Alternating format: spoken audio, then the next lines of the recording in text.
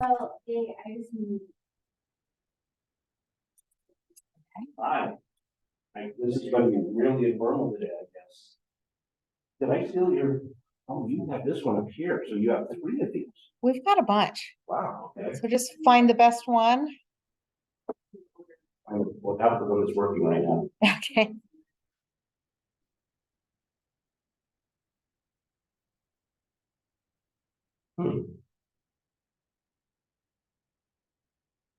I am really unprepared for today. I'm just going to call it meeting to order and say, let's get going. Yeah. And welcome all 5 of you. And the person on Zoom. We don't have a lot to talk about today. I'm just going to turn the time over to Brooke about. You're going to take over for the. We've got the we've got the Q&A with the Provo City Council, and we have Councilor Catrice McKay. Okay, so no, Catrice is here, but that's all we got. Yeah. With the city council. So would you like to take the floor, Catrice? And Here? Oh, he was in the office upstairs. Let me text him.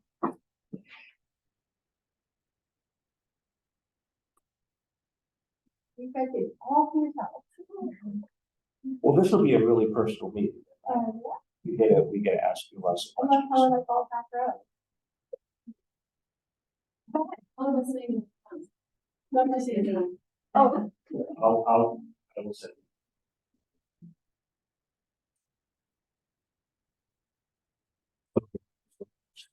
Right. Anybody have any questions about anything in the city? Go ahead.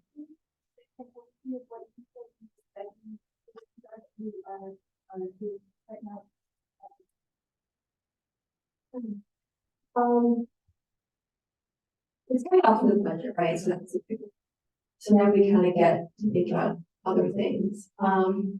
We got really organized this year as a council, and we have a tracker where we put things we're worried about. We have to have a second on all of our items.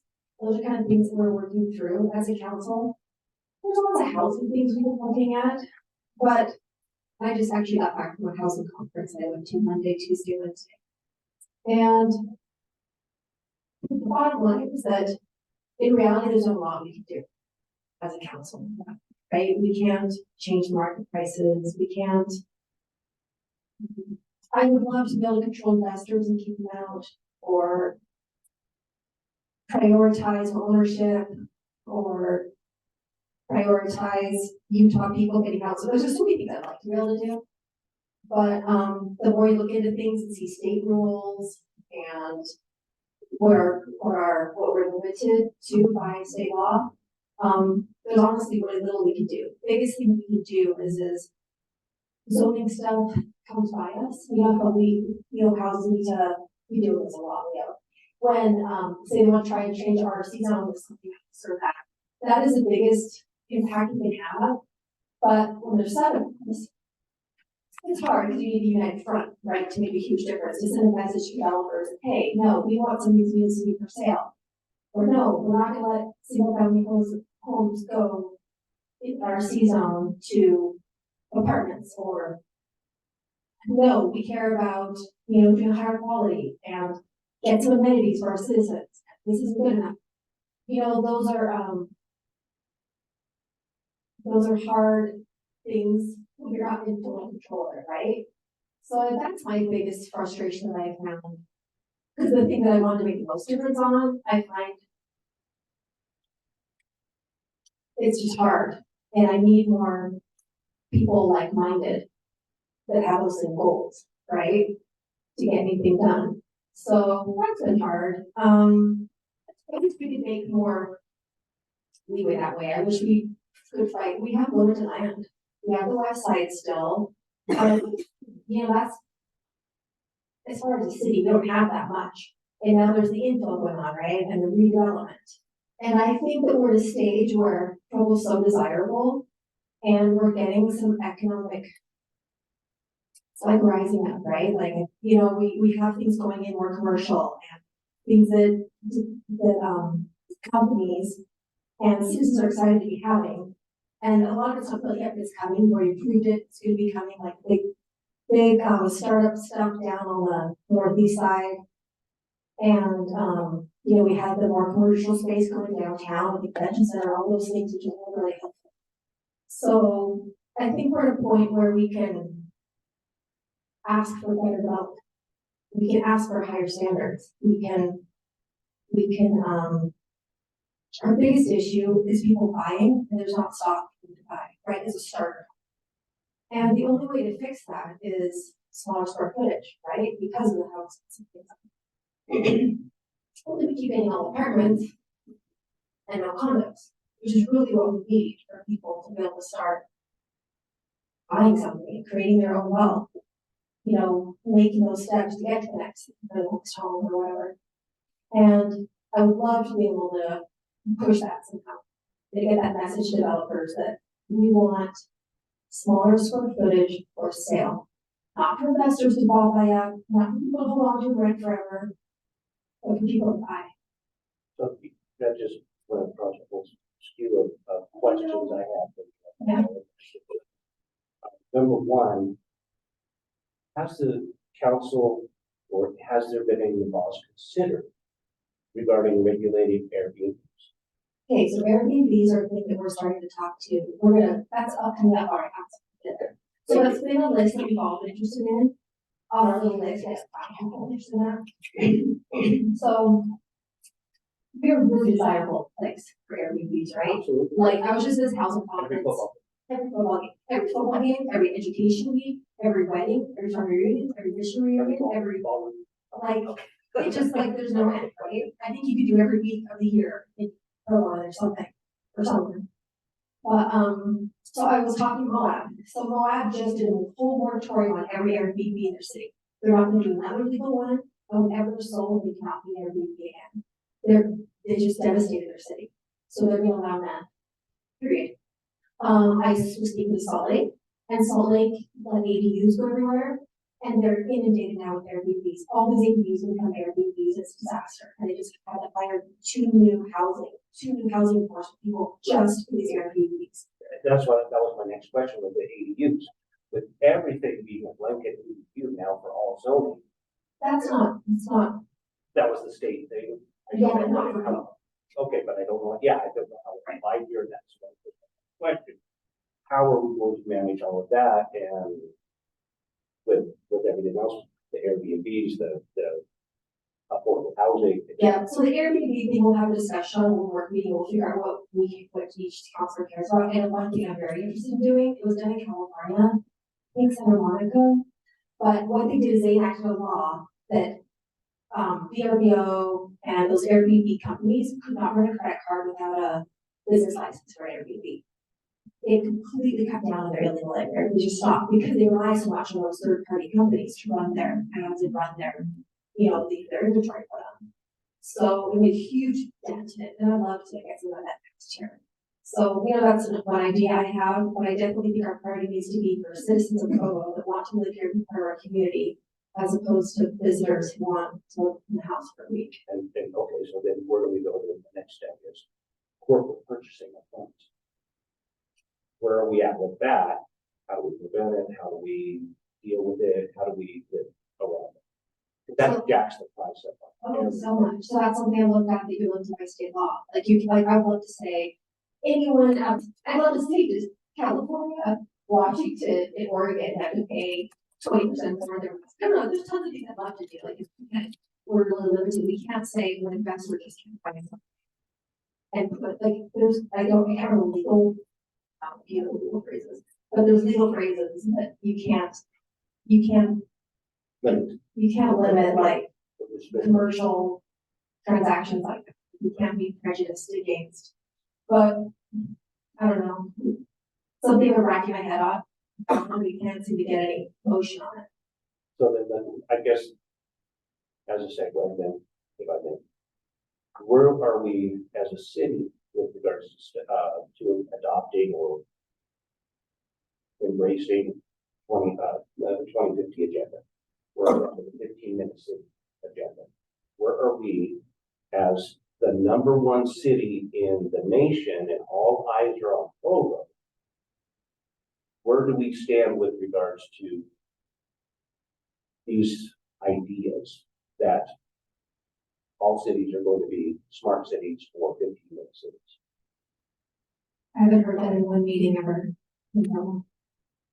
Have you studied the issues, those issues? The 2050. Agenda 2050. 2050 and 15-minute cities.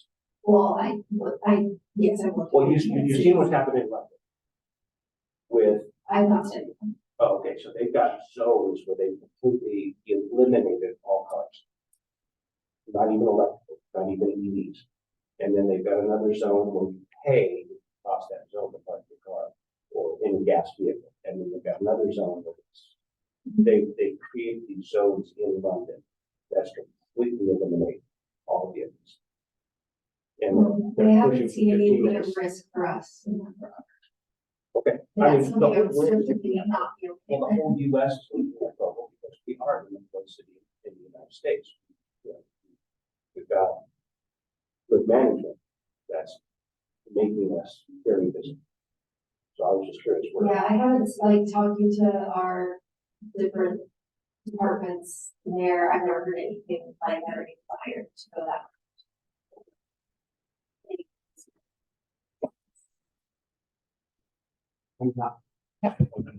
I'm not familiar with either of those issues, so I'm sorry, but now that you brought it up, I'll go do my research. Okay, that's what I was curious.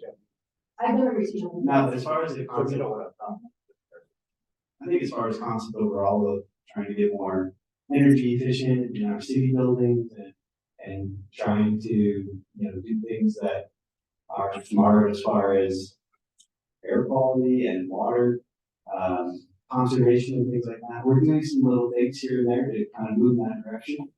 I think you have to balance, mandates as opposed to education. We try to stay on the education and incentive side, where there's an incentive for you to flip your strip or things like that. A big part of water conservation and air quality as well is making sure that we build in the right places to try to limit the amount of travel and cars that people might have to use in certain areas. So if we were to build high density out on the west side, that would be really inefficient use of our sewage capacity and things like that. And also you would have people commuting much more because there's not as many services and such. So you don't want high density out there, you want high density in areas where there's yes, thank you, transportation hubs and more services and such. And then you want to have more of the single family further out. Also, speaking of this, and I know that we just approved a storage unit on West Center Street. Correct? Storage unit, Yeah, that McCord McCord warehouse. Oh. That's on a section of Center Street that's still too late. And we have an airport that's non-international. It's growing. And Center Street, is it going to turn into an 8 North situation where we're just going to eliminate every house on either side of Center Street so that we can have the lanes, the traffic necessary for West Side? Is that being studied right? Is Center Street being studied? for Mag, and I don't think that they have a plan for it to be a major arterial road. It is right off the freeway. It is arterial. All the way to, no. it's There's not. different types of arterial. It's not that, no. We did. No, it's not.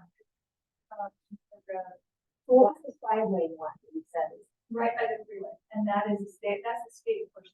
Okay. Yeah, that short portion. And that's what's on the map. that we talked You're about. saying from the freeway to Geneva Road in 5 lane, Yes. but then further towards the lake, it's the city and you don't have a plan. That's what I'm saying. No, That's there- phase 2.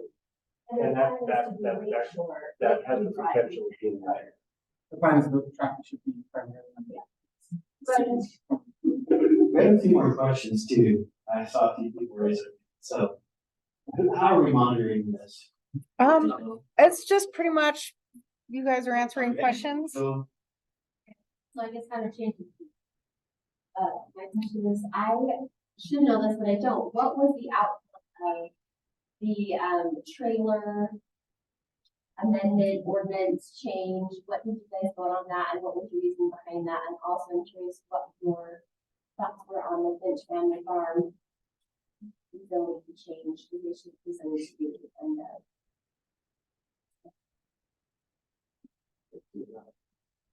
So the trailer issue, okay, we try to be pretty common sense about it, so that we open up more options, yet we still didn't want to have trailers just be the prominent feature in our neighborhoods, right?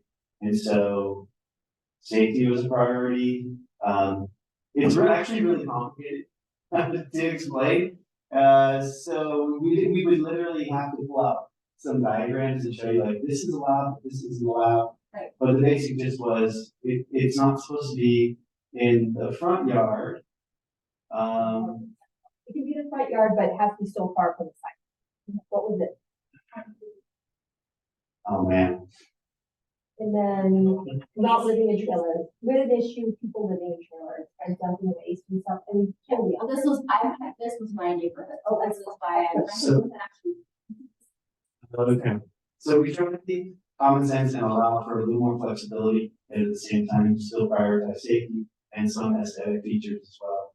But there are more options now for people who have trailers, but there's also gonna be better enforcement methods, so. I don't know, when I think. They were forced now on all those trailers you guys were worried about.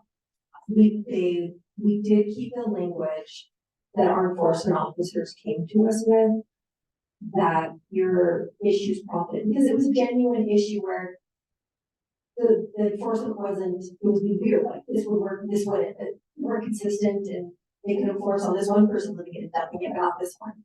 So we got it all more fair, really, and more sensible. What was the second? So I actually was the one who brought up, that perhaps we look at, allowing more in agricultural zones. Now, there's a lot that people can do in agricultural zones. But I brought up the idea of maybe we allow some more types of things that would enable these farmers to still keep their property and but be able to revenue, well, basically keep their property as agriculture, but also be able to have other businesses on the property. With the Finch farm in specifically, so what they were looking for was to change it so that you didn't have to come and get like a zone change or something. You could just do what's called conditional use permit, and it's a little easier, and it's kind of more of like, as long as you meet XYZ criteria, you can do it. We didn't think that that was a good idea because it opens up all sorts of things throughout the entire city, because conditional use permits are citywide, right? So as long as you meet XYZ criteria. Well, in some cases, meeting XYZ criteria might not make sense because maybe you don't want a dance, wedding venue next to, I don't know, preschool or something, right? Like maybe it doesn't make sense. I don't know. There's examples where you might just not want to give a blanket free pass, so to speak, to be able to do certain things. So instead, we're looking at, well, We denied that. we denied that, but I still think there's a possibility for farmers to come to us, on individual basis or one-off basis and say, okay, here's what I'm looking to do. And then we can look at the situation specifically and determine if it's. So they're gonna come to us with the development services, and come to us with the specific policies on for just that. And we will look at that specifically and work all the kinks out of it, and think about it citywide, and think about every case, what policy I come in, and it will have a lot more, design and oversight, so to speak, as far as what you're building there, safety and. What's the next use considered? An agro business? We haven't looked, it's still coming to us, we're starting the new zone. Well, yeah, so that was my recommendation, but then they brought back, the city staff brought back some concerns that if you just offer this up kind of as a blanket thing, there might be situations where it's not gonna be a good fit. And so we need to look at it more. Yeah, this primary concern was keeping animal rights, and that was a primary concern. I think in general, though, there's definitely on the council, there's a kind of consensus that we want to preserve the agricultural land that we do have and make it work for farmers. So I think if somebody comes to us and it makes sense and it's in the right spot and it's the right type of thing, I think that the council in general is going to be pretty willing to approve those types of things. So you're saying that the Finch family farm that didn't make sense to you and it wasn't in the right spot? Based on staff recommendations and yes, there were certain things specifically regarding what they were hoping to do that didn't make the city staff feel really warm and fuzzy about it. So there were some specific concerns about their plan that they said, we don't know if this works. Did you approve their harmonizing of the two zones? They had an agro and a. I don't We didn't do remember that. anything, but that was part of the whole thing they wanted. Oh, they wanted it in a single. Yeah. They should have split those. They can always come back. So is there going to be a pathway for people? Because to me, like someone who's living on the west side, that sounded like an amazing thing. And all of my Talk to me neighbors afterwards. that I spoke to were super excited about it, about the petting zoo, about the. Let's menu. talk afterwards. So I can tell you, like, from our neighborhood, that's really frustrating to hear that people are trying to keep their farm and they're not being allowed to, because it feels like people are being really paranoid about things that probably aren't connected as far as citywide, I mean, you can tell me like an example of things that don't fit, but the truth is, I have yet to hear an example of things that don't fit or that things actually told me. It's like, if that makes sense, like, so I'm just giving you feedback from my neighborhood that I represent, that we were really excited about it on the west side, and we're We kind got of. lots of emails from people over by you that did talk about. Right, well, I personally talked to like lots of people that were super It was excited. probably 50-50. So I really think there needs to be a way, if we want to keep the agricultural land, if we want, the west side, we talk all the time about, we want to keep our land, we want to keep our land, we want to keep our land, but if we want that. We just give an avenue for them to keep it. Agreed. People to keep their farms, and then for the 90s, like that will not be an avenue, we need to give them a pathway to do that. So, Yeah, I'd have to go back and look at. We hear like 100 things. So I'd have to go back and remember why staff wasn't recommending it specifically. But I agree with you that we need to have a path for And sure. our intention is to We don't want to squash that idea. I was the one who originally brought it up that, we do something citywide. So I went with the low pay. Yay, I'm glad we had somebody. Yes, that's great. So, yeah, I'm new, so sorry if I might be confused, but, so I actually have a question for me as a councilman. Very good. Online, but, so the plan is to go take this road 24 feet past the Finches, past their school, connect it to Lakeview Drive, is that correct? Can we pull that So up? that goes. The road right now will go right to that new sports park. Oh, Because like the sports park and all the road will go along there, connecting the center, you can go right past the new airport. It's the one that's. okay. Yeah, it's 3/4 feet. So, I guess you're not super familiar. We're with not. that. So. Ask your question. my question is, Ask the why question and we'll get further.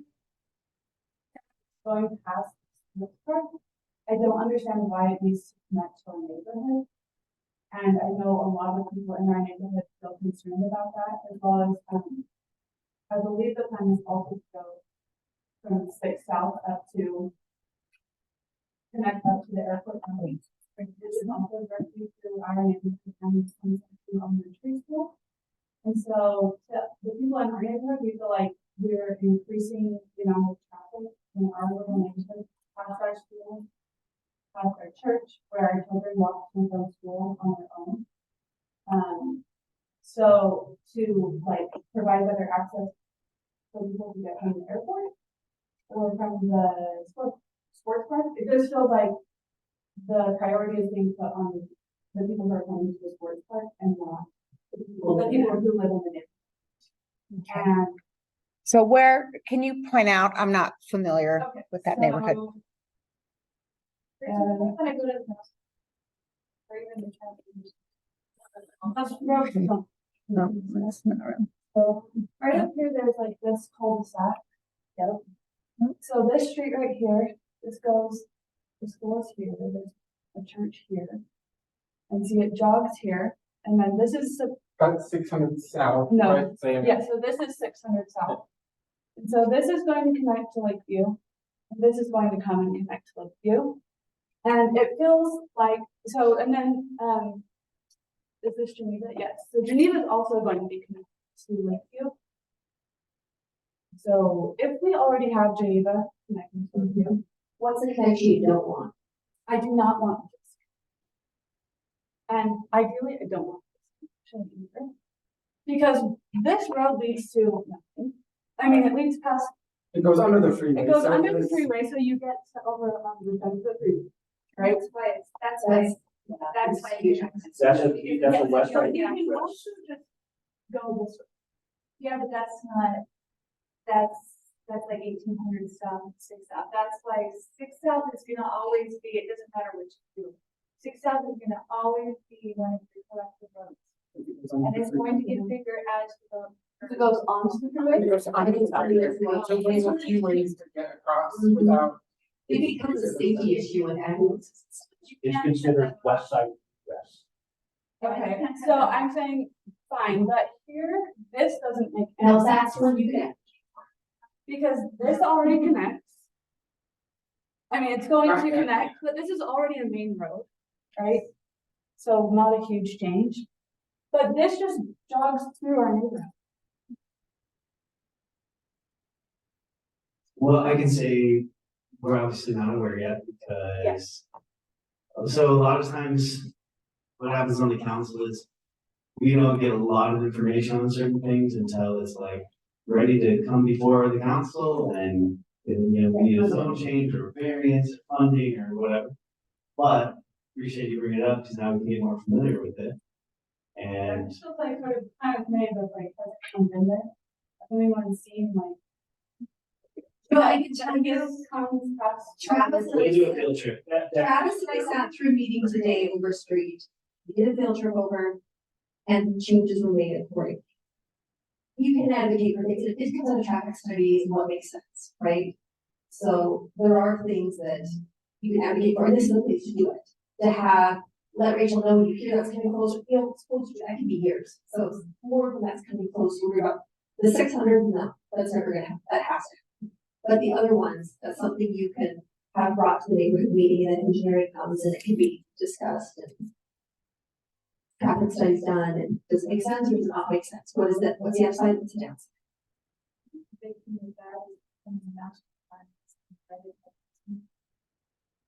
It was Yeah, out there. anyone that I know. Yeah. One person who was on that street, anyone who goes to that school. Kathy was not in the neighborhood before, and so Aaron sat on that part. What's the reason for doing it? That's something you have to ask, that we're on that same board for the west side. But that's been passed, and so that's the actual battle. It's trying to get something that's already done. John you might know something from the city's perspective here. I'm understanding, West Side Provo resident, live on 280 South. I want the connection to go down there. Because I like the connection to go on the Parkway to the south. To the interstate connection out of the Center Street. So it's pretty horrendous for me. And there's an accident there, southbound interchange. Once a month, and it's horrendous if there is. It's one of the most dangerous parts of the road. Geneva won't be connected here. 24/7 will be connected. Less than. But the other part of this is the engineering department goes through and does a lot of traffic studies to understand the flow of traffic. Acts for things like regional fourth park or the other commerce that happen around the airport. So they can provide you numbers of increased trips through the area, so you'd be able to understand the numbers. They've done that. I don't have this study. The other part of 24/7 is that it is the main trunk line for the sewer lines that have been installed there to the new lift station that allow the development and growth on the west side. Without that infrastructure, that growth. So that's the sewer line, that storm drain, water line connection, all of that's coming down. That's actually. You have a date for the lift station. Pardon? You have a date for the lift station. Operation. Fully operational. Who are this we, that wasn't part of it, but it's Pretty soon, yeah, it's not my department, but it's pretty. it's definitely close on that. There's still some connections occurring outside of that trunk line, I think, for 70 that they're looking at. So John, you are aware that that road is slated for the next year? Yeah. I That's think there's, something we can have engineering come do it if we're for. That's a good idea. We get that set up, so you can ask those sort of questions, actually listen. But we can also familiarize ourselves.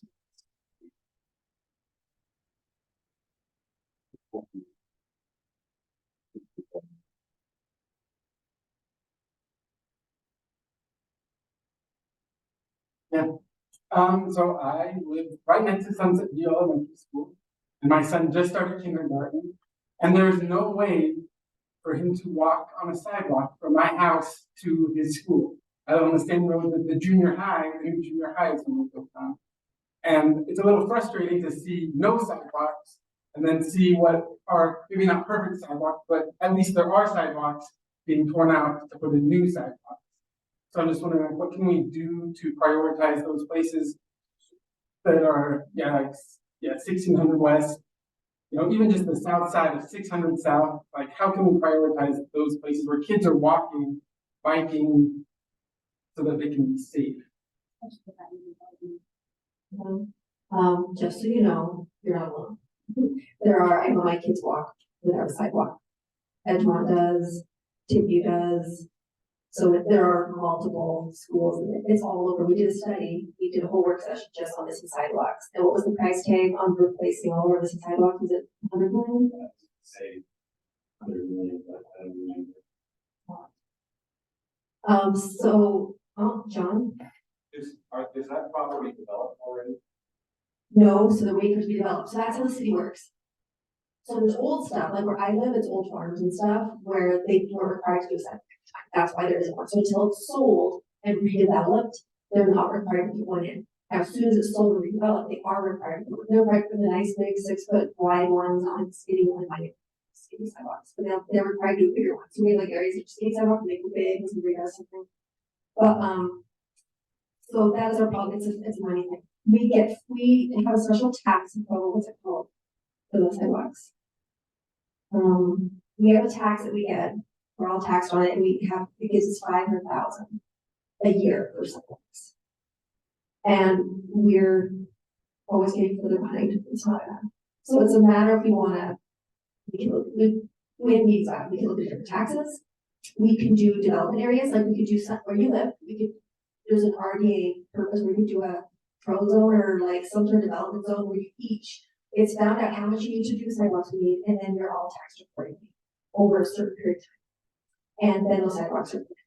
So it all comes down to taxing, honestly. Well, I mean, that's what I understand. That's why I said So there's money to why do did like we choose that?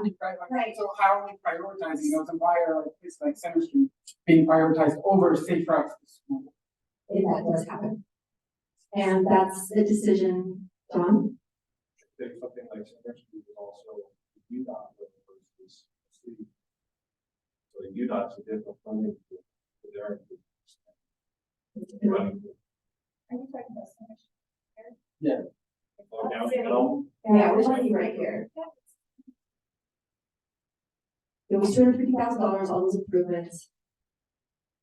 But just. Like, I'm not saying that I'm against that, right? I realize we're making work with budgets, but we made a trade-off. I'm just wondering, why did we make that trade-off? And what can we do to, like, in my mind, safety for children trumps, like, convenience for business. We get a lot more noise for that Center Street than we got. I also want to say, that is an administrative decision. It's supposed you're kind of asking the wrong guy, so to speak. But yes, we can definitely try to influence things that the city does or advocate. But ultimately, the administration decides this is a priority over this, and so we'll be working with the administration to, try to get some more advocacy going for your specific area. But just to kind of back up what she's saying, like, an area isn't developed. It's a lot of money to put, sidewalk, curb, gutter, all of that in. Yeah, I mean, I So, totally get that. In my mind, if you're gonna build a new school there, like, that should be part of the price tag, right? Like, yeah, you chose to build the Well, school they did it there. on the side, the actual school has, right? I don't know what the plans are right now, but there are parts even on that road that don't Yeah, have but that's sidewalks. not next to school. it's not school Yeah. property. Yes. Yeah, I mean, like, ways for kids to get to the school. Yeah, it seems again, I like. just say typically what happens is on that property. So if the school has sidewalk up to here, there's sidewalk up to here and no sidewalk here, and that's because it's a piece of agricultural land that's not developed yet. Typically, that sidewalk curb and gutter would be the cost that the developer has to absorb and build that out as part of the development. Because cities don't pay for that, the developer, that's how we offset, right? That's how we're not paying for it. And they're also gonna look at things like how many people use this, the numbers game, personnel. I'm not trying to be as specific, like, my kids that walk just thinking about the sidewalk, so it's like I'm lucky. So I definitely feel for it, and I would just say let's have some more conversations rather than try to get some more advocacy going for it. John knows that. You mentioned Center Street, were you talking about like the Great State Grill, where they're doing the sidewalks? I mean, like, just these crosswalks, Right, they've yeah. raised Making these these improvements right now.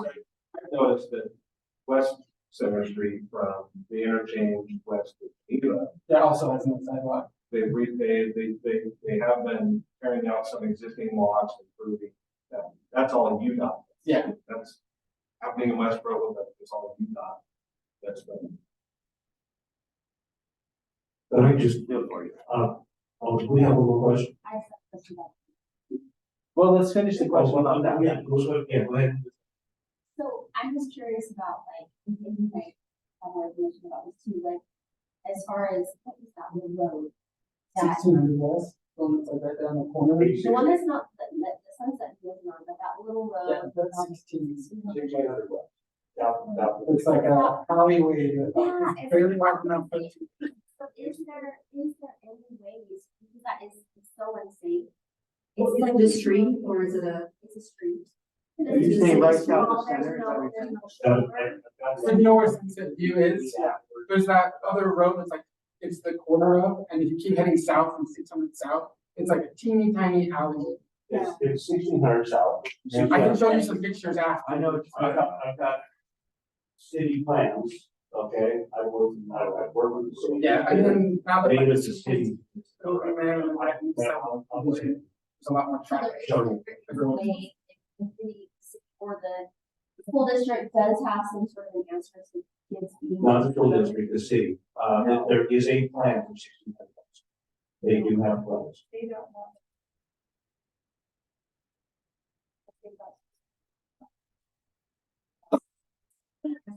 Safe routes is through Fred.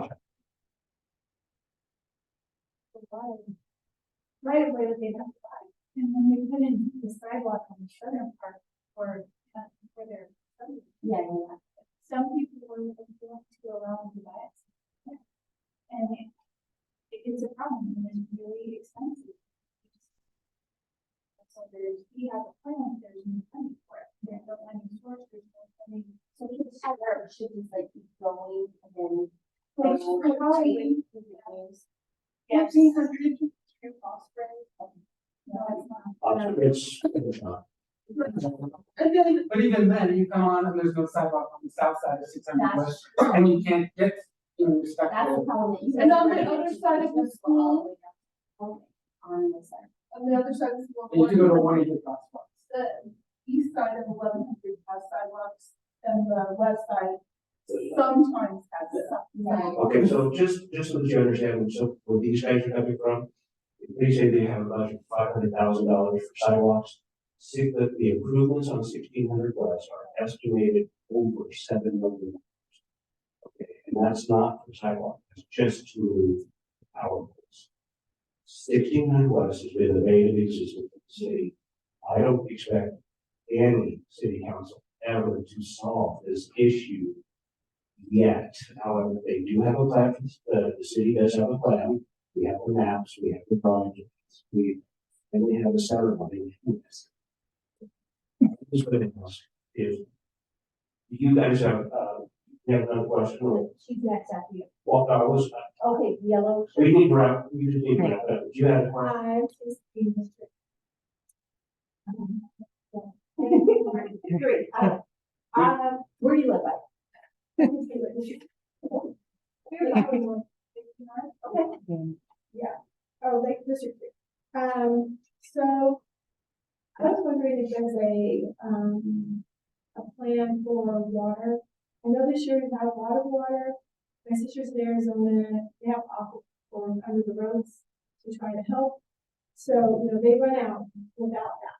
They do not need water systems. So I was wondering in the future what we've got going on would help prepare for really dry season.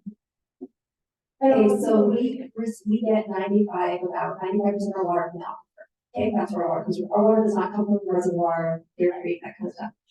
So we have multiple programs going on throughout the city where we have wells and we are feeding our aquifer. So we get the extra water this year. We have water shares up at Deer Creek. We get that water down. We are saving and paying for it. We're doing multiple things so water just doesn't go down the river and we lose our shares. We're putting it into the ground. So we have a very robust system on saving water, and due to our geography and due to our early water rights, we have wonderful water rights, but we are very secure as far as Provo is concerned. Now, an interesting thing about us is that the state as a whole has a general, like, just use less water, use less water, use less water. We really need our water cycle to go through because we rely on that aquifer. We're not saving. When you don't use water, you are saving water from when you get it from the reservoir, right? But we need the water cycle to go through. Not watering our grass isn't good. Not getting our trees, keeping them healthy alive is not good. So we always be smart about it and respectful of the natural resource. But we need to water our lawns so that it goes through the system and it goes back down before for us. It keeps it healthy, and we are actively working to keep it healthier and watching it. We watch how high it is, and we've been recognized nationally for it. We got millions of dollars for it from the federal government and from the state to do our system. We're also going to be working our wastewater and cleaning it and then cleaning it through aquifer to get it cleaner to come back to water, drinking water again. Yeah, we funded a wastewater treatment plant recently that'll do that. And then what she was saying was we actually pumped the water back in. And we're gonna make it clean enough to where we can do that. And so. That's what the construction you see over by the river. Oh. By the Knicks. Oh, yeah. What is that area? You know, by the motion picture studio, all that construction you've seen, that we're doing the pump there, and that's part of where we're feeding water into it, and like that's part of our whole system right there too. We also are offering some incentives. Probably some of the most wasted water in the city is park strips. So, you know, a little thin 3-foot strip along the side. You know that for me, that was a real pain when I had that to fix my sprinklers and keep them from spraying out the road. And so, we're offering some incentives for that. We also are doing some legal things to protect our water rights that we have as a city. So it is definitely top of mind. I will say that. So putting in park strips right now, what are some things? So we have kind of like a flip district incentive where you can get some funds. Rachel can put that link up too, or like she can put it in your notes. Sure. Where the basic gist is if you want to take out your park strip that is like wasteful water and replace it with some, zero skate. There you go. You can do that, and so that's one way. What was I just going to say? I forgot. There was something else. They'll also like reimburse you just for using like more conservative sprinkler heads. Like you can buy better sprinkler heads and swap And them out. smart sprinkler. You can get reimbursements for like shade trees. There's a lot of reimbursements. They'll provide free shade. Yeah, I was just about to say that. Yeah. Also updating windows So even though it's safety related, you can take old non-egress windows and replace them, but then you can get like more energy efficiencies if they're, as part of that program. There's a lot that the city is definitely concerned about it. We don't like the idea of a state doing and mandating. Oh, what I was gonna say is we have, park strips that go in now have to be wider. And you can do things like zero skate. So the house I have on the west side, has zero skate and park strip. So we're also looking at reducing like the minimum amounts for yards. So there's like certain minimum amounts of grass or vegetation, just how many yards, looking at things like that. So it's definitely top of mind. You change it now, we don't need to have any grass. It has to have 40% vegetation on it. But it doesn't have to be grass. A lady on the corner to me just did me bill, and they did zero grass. It was set in a wheelchair, they did zero grass, they did pavers, they did tons of vegetation, more than 40%. Yeah, so I was wondering, that's the thing, for me, the environment, I'm really wonderful. Inside. And so, would there be, I love that you're doing incentives like that. Like, I'm excited to go look at that for my own yard. But encouraging citizens to reduce their grass, so that reduce water usage, increase maybe incentives for zero skate. Yeah, so we have those sort of things.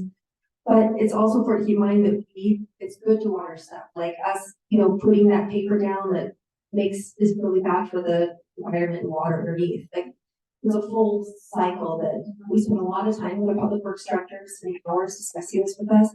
Turf is really bad. Fake grass, it destroys chemicals, it goes down the aquifer. So what did he say? He said like 3% of the water in your grass goes to grass, the rest goes to aquifer. It gets used. Like, it's not wasted. No, water and cement is wasteful. Yeah. But watering grass is a good thing. And it was funny to have him be like, you guys, like, please, it's a good thing. So, there's a lot of, it's different. Arizona's different than we are. We need to work within our water systems, and the water, like I said, all that aquifer is really us,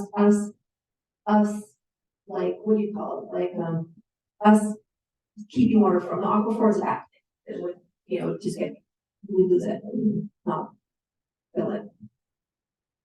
We're way over that. And we'll try to keep it in. I really appreciate it. I do have one more.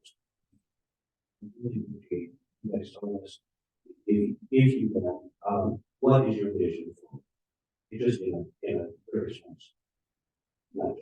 Okay, so if I had to go on the soapbox, that would so my thought is, so I think that there's a lot of pressure right now to develop as much housing as you can, with as much high density as you can, the highest density you can.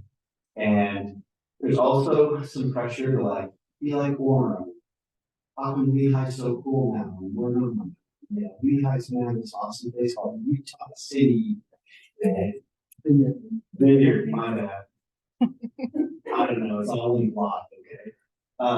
And I think that what Provo has is very unique. So if I had to say, what's my vision for Provo is to preserve the great things we have about Provo, yet still adapt to the changing world around us. And one thing I like to talk about is, so there's this demand shortage of like 40,000 plus, and it's getting larger every day, housing units in Utah, right? If we were to build up every inch of Provo with the highest density we could, we still would not solve the housing crisis. So yes, if you build so much housing and we're high density, you might be able to provide some less expensive housing for some people, but ultimately you don't solve the macro problem because the demand is at a micro level. It's coming from California, Washington, New Jersey, New York, where these people now can work remotely. They're not tied to specific geography. They're coming to places like Utah because we have a relatively low cost of living. We have an awesome economy, lots of job opportunities, great schools, and then there's just this awesome culture of Utah. And you have a mix of outdoors with good family values and 4 seasons. And so we will never quell that demand. We will never satisfy that insatiable demand for more housing in Utah. So my thought is, instead of making a bunch of bad decisions and just building everything we can everywhere because we're trying to be reactionary and just provide as much housing as possible, to what end? We're not actually going to solve the problem. We could build out every inch and there would still be people saying, gosh, I wish there were more housing in Provo and I wish it were cheaper. So my thought is, let's preserve the great things we have. Let's grow in the right places and in the right amounts and in the right ways. So we need the right amount of housing, the right types of housing in the right places. So rather than just being reactionary, trying to build it whatever we can, or try to be like Warren and build, as many connections as we can so that we can get retail. And I think we're doing okay. Like, let's just continue to keep the wonderful things that we have in Provo going, and then also continue to grow at a moderate pace in a way that is going to be good long term, as opposed to being reactionary and making a bunch of crappy decisions that we end up really dreading down the road. And, that's Valley City or something, right? I mean, let's be smart. Let's keep Provo the great things about Provo, right? I agree with Travis on that. It's all quality of life, right? Like, I grew up here, and I think that is the whole point, where we need to balance the growth we need to do, and it's coming, and we just do it smartly. We think long term. Like, every decision now, I'm feeling more picky about. Like, we can do better, and we should expect better, and we should take. We don't have this. There's this rush idea of desperateness to take anything, because I'm like, if we say no to this, someone else will come in the next year and build something else. It will be better because they'll see we say no to this because X, Y, Z. So, people are paying attention. Developers will listen, and they can know that we want things for sale, or they can know that we want better amenities for the citizens, or they can know that we want a higher quality of construction, or that there's the amenities are so many, so that's covers a lot of things, but it can be done better. And I think that we should be settling, and we have to think so long term, not reactionary. And I think that the bigger picture matters, as far as besides just a zone for the developer, their past work. We can be picky. I believe we can be picky now, and I believe that we should be, because we deserve that. And yeah, I think we deserve that. And I would hate, like, his worst case scenario. No one wants to live in that, right? We don't want to build something that in the end no one wants to live at, because the quality of life is gone. We have to keep up the ratio of parks to home people, of, traffic has to be watched. It's one of the number one concerns we had from all the surveys that we did last year. Like, all those things matter, and we have to watch all of them as this growth happens. Thank you. One more thing I'd say is, and we have to be aware of the long-term or second-order effects of the decisions we make now in regards to air quality, water usage as well. So there's trade-offs, right? We could build a bunch of housing, but then it's going to impact air quality and water usage, right? So these are all hard things to balance. You cannot have it all. So let's have Provo and not Vineyard and not Orem and not, Oregon. Let's have Provo. It's a pretty good thing. And there's things we have legit limits on, like just through our west side. That is a legit, real limit. If we otherwise we're going to put in hundreds of millions of dollars to change them. It has a genuine limit. The developers will push that to me. Thank you very much. And I apologize to everyone. I think we had a lot of good questions. Thank you very much. And Harry, can I put you on the spot? I had kind of fun, but I'm gonna jump out of our agenda here. I saw Terry here, and I have to hear about our junior how we're doing. Since that's in our district, that's in our area, just you can talk to that. I'm Taryn Cade from the school board. I do represent part of District 3, especially since I've been there. And update on the shoreline, it is on schedule. Should be opening next school year. So we'll have students in the building starting August of 24. I did get an email from somebody recently, and I can't remember what their name was, concerned about construction trucks. Oh, is that you? Okay, good. not taking Lakeview Parkway like they should, like I asked them to do multiple times. Yes, so if you see them going down their street they're not supposed to be going to, and they actually go into shoreline, please tell me so I can get them in trouble. Yes. Well, you know, 11th West was closed Yes. at the end of Shoreline. Okay, you knew that for a while, and so that's probably why. They were driving down 1600 West with their big semis. Yeah. As And people trying were to walking walk the to freeway. school. What? And trying to go where that's. From the freeway, like getting out the center street. Oh my gosh. Yeah. 1600 West. So. Yeah, it's a. Yeah. But if you're not going to shoreline, you can, contact, the city council and tell them that construction is going down the street.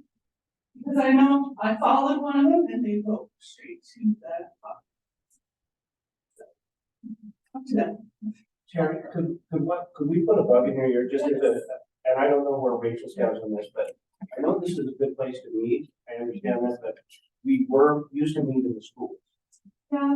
And is there any way we could negotiate with the school district about, because getting everybody on the west side from over here and leave, or somebody from up there, you know, from the east side. Yeah, and rotate between Amelia and Centennial and Lakeview. Yeah. Yeah. I would love, I mean, I would like to see the Problem is they charge us for custodial. and that's what I'm asking is, can we negotiate something? That's Well, I'm usually just saying- Stop, right? It's a hard cost, whereas this is a soft cost, and so. It's hard It's like, to. I know when I was a neighborhood chair, the,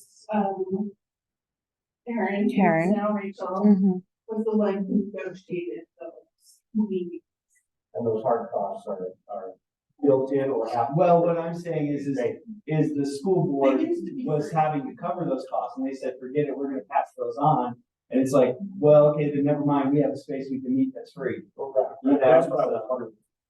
You're also a city employee, so that, you know, they're staying out here for. It's much harder to have to trust somewhere else. It's a good It point. was recognized different things now that it's just important. Good, Gary. I like it. How was that? Yeah, that was more different. Hard to pass a three. Yeah. And yes, you guys are in charge of north of the 860, correct? The junior high is paying for that. 890, which will be turned into 900 south. And it will be widened. I mean, for those of you who've driven on that road before, construction, It's down, I don't know if you've seen it. They yeah, put the asphalt down last week. yeah. Yeah, we're widening it and, had to fix the, all the wire lines and, then they put in sidewalks on both sides of that short little lane south. Yeah. Any other questions? I do have, I Oh, go have ahead. questions too. But it kind of goes along with the service project if you want. So a parent came and was at the Sunset View PTA meeting yesterday and asked me about all the puncture weeds. Don't we love them? Kids can't ride their bikes to school. because of Terrible. them.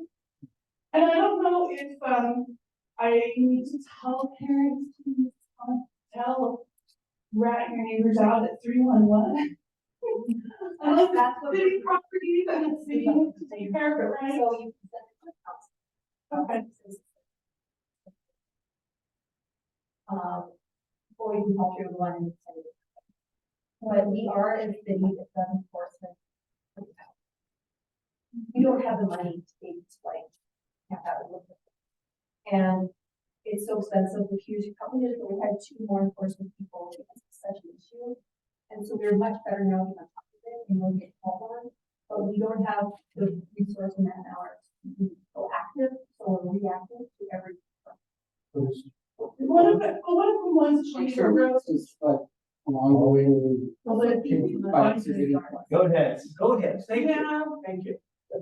yeah, and one parent complained about Jeeper on the road, and I don't know who to talking to you about. Oh, sorry. Anything else? Hello? That's all I need. Thank you, Carrie. Thank you for letting me put you on the spot. That's is really important. I appreciate you for coming and keeping this a precedent.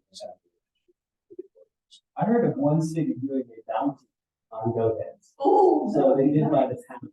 So if you brought in a big bag of go-heads, they would. Huh? I don't know. I mean, because it's costing me $50 at least a year to repair my tires. But I had a parent tell me she goes to school in the afternoon, pumps up her kids' tires just so they can ride home. Because they get flat by the end of the day because of all the. I've been there. Always be when I used to collect bottles. For an airport. Okay, the YServe, what did we have? Rachel, what was your plan on the YServe? I know that we need to turn some time over Right. the project. Right. So just real quick, oh, I'm sorry, yes. Are we going to? Oh, we kind of skipped it. I'm sorry, John. Go ahead. You guys a public comment on it. Yeah. So we talked a little bit about streets. I would like to advocate for a turn lane to be added between Geneva Road and Lakeview Parkway on Center Street. When the turning lane was added there north of Amelia Earhart, it really helped that intersection tremendously. The other intersections east, west of that benefit greatly. I know that the adjacent properties are using that street parking along Center Street, but it needs to be addressed. It's a hazard. Can you repeat what the intersections again? So the improved one is north of Amelia Earhart. Yeah. Just right there where it comes north. And then the other intersections are between there and Geneva Road. But I think every intersection all the way to Lakeview Parkway would benefit from there. Can I just second that and say that I'm motion towards that was one of the biggest competitors of the import center and stuff. School that email that, oh, I gave it to you already. But also I would like to advocate for a light if that is all the way to the parkway right there. What is that? The person for. 30 years.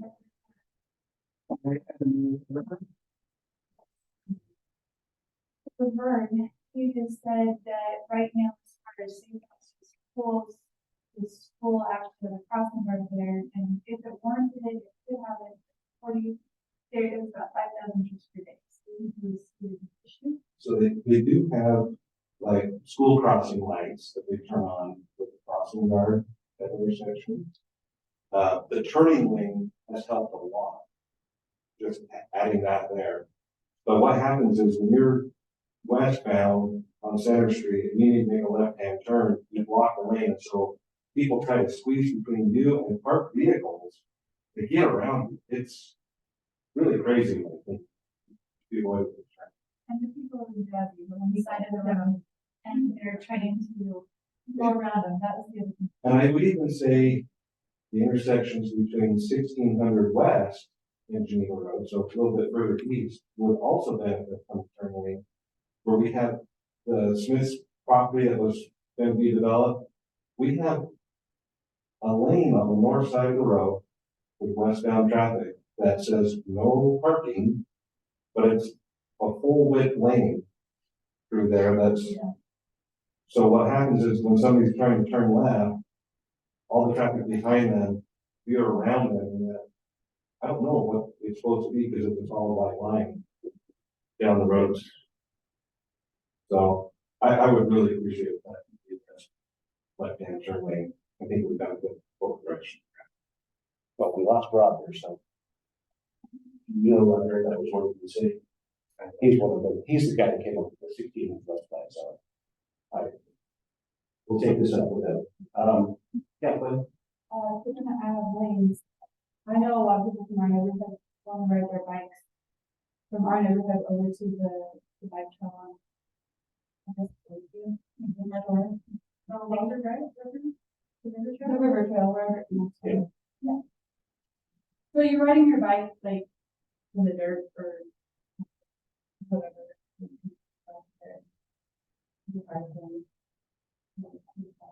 So maybe that's. Absolutely, yeah, this, I think that's pretty good when they add these. Yeah. It's kind of something that they're trying to incorporate in their design standards. So when they read, like, they just, and there was a really old street in Grandview that they got done recently, and they painted bike lanes on them, they did that, and they resurfaced, and so I think that was kind of top of mind when they do that road, resurface road. it looks like I got some emails to send out to get some small plans to you, so that we can disseminate small plans. That's.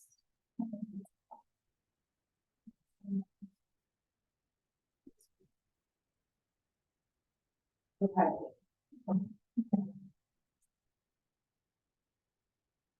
You want to just give us a quick update? Okay, so I really have a template working through with James for the areas. Yes, he just said, James just said, and I'm sure they're super busy. They've been really helpful, but it's just kind of been like a long time in between talking to them when they're able to get back to me. So right now I'm just still waiting on like full, yes, we can do this at the spot. We already went out and, staked out the spot for a little cement slab or a picnic table. They said that they would have to check sprinkler lines and things and make sure that we could put it there. And so as soon as we get that, then they also are going to send me information for like the cement, I guess, company that they used for that slab, and then also the picnic table company. Those are picnic table company. Yeah.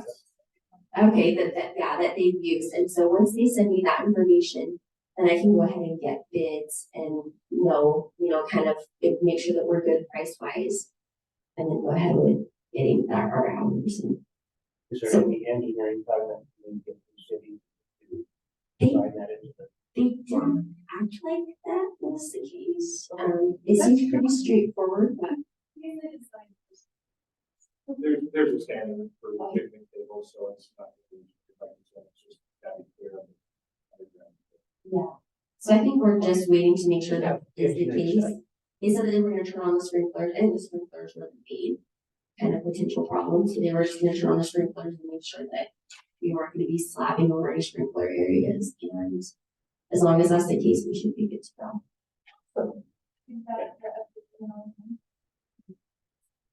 I'm out of that.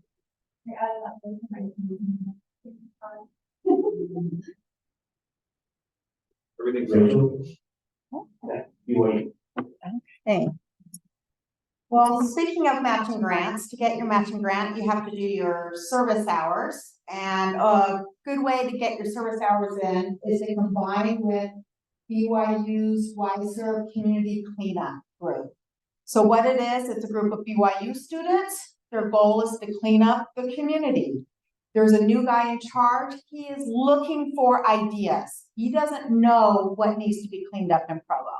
So what I've been doing as I've been going to all the, asking everyone, send me your list, like goat heads or something like that. Let me know what needs to be done in your community. I can connect with them and I say, hey, when is your group available to come? They just kind of get 20 BYU students out. They kind of help it out. And then their service hours count for your matching grants. What do they clean up? Give me some examples. So they helped out with cleaning up the brush on Lions Park that District 4 did a couple of weeks ago. They came out and helped out with that. For District 1, they're going to do, the parks is going to clear out some brush along Lover's Lane. And then they're going to help clean that up, kind of follow behind them and clean it up. So they can do painting houses, they can do cleaning up brushes, pretty much anything. We kind of give them a list, make a wish list of what you want. We send it to them and they let us know what they're interested I think we should recommend those that go ahead. in. Yeah. That sounds really important to those school kids.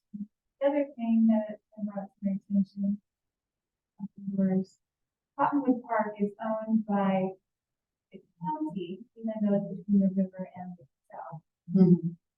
It is got a lot of dead trees and a lot of really bad tree stuff going on there. They had a fire because the cottonwoods, it piled up so thick, and the kids going to shoot out and light it on fire. And then our city has to put out, the last one they had was about 1.5 years ago, and our city has to put out that fire, and they said it was a 2-station job, and they couldn't get through all of those trees. So that might be another. Right. Put those trees. Yeah, the only thing is we would need to make sure that we have permission of whoever owns the property that we're working at, like, and so the county would want to make sure, yeah. As far as using, the YServe, can we do it in conjunction with potentially like people from our community, like, can it be like that? Oh, yeah. Okay. so Yeah, that's how they did Lions Park. Mostly it was people in the community and just a few of the YServe people. And then the other one that we're working on, that one's actually in connection with the Parks Department, and they're gonna come and I'll try to get, I'll put it out to people in District 1. We're still working on, what day and everything we're doing. So it's supposed to be in conjunction, so you do it together, but it's a way, they're looking for things to serve. We're looking for people, so we're just trying to get together with that group. So just let me know in the newsletter. I'll send out my email and everything, and people can just email me their ideas, and I just send it to them. They see what works for them. Can we email them directly, or should we just go through you? Just go through me, and then that way we can kind of keep track of exactly what's going on and if we need permissions from certain people. Look that up. Okay. Good social, get some budget for that. You guys have budget and you let it disappear, so you have new budget. District 3.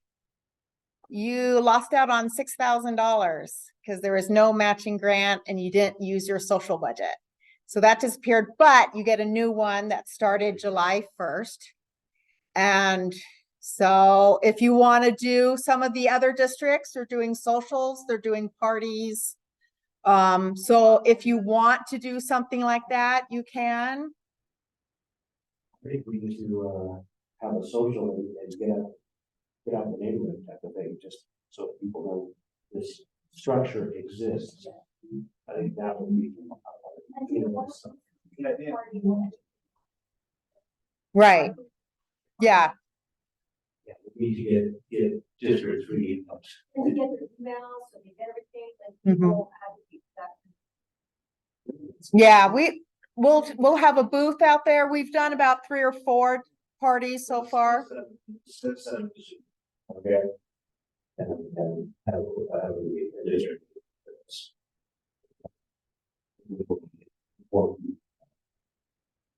Okay. Is there any other public comment on these ideas and where we're headed? We didn't have any city planning things going on, right? Sorry, I'm sure a question about the name of social media. And you might not know this, but like, if we were to use a park in our district, usually you have to pay for like a pavilion rental. Would that come out of our budget? Right. You would still have to pay for the rental, but then we reimburse you for the rental. Or if you want to do a block party and you want to block off your street, we've done that for the Mazer neighborhood. We reimburse them for that. What was that?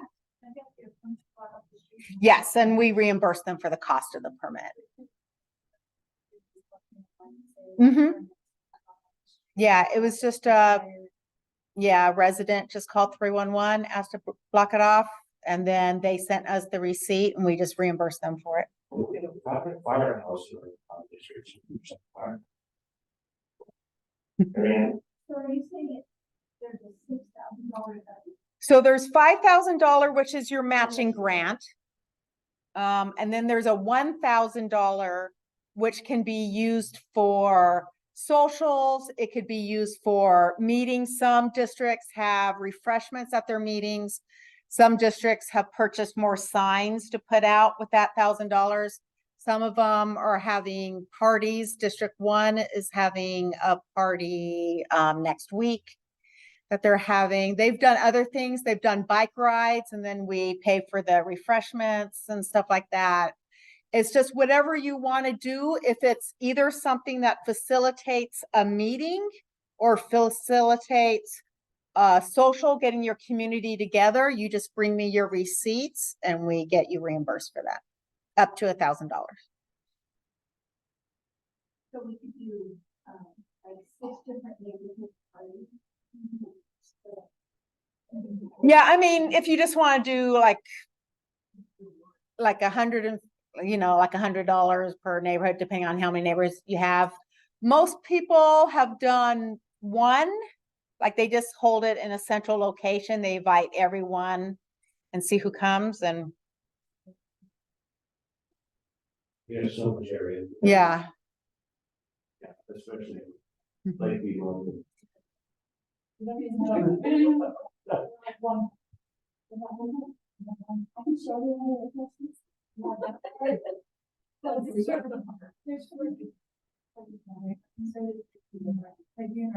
should be our. I wanted to think of the case.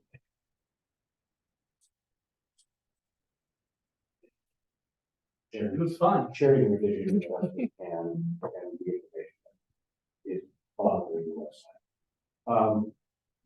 We have a plan for the October 12th, and I'll make sure that we have a little bit more information on our grant and how we're moving forward with that, and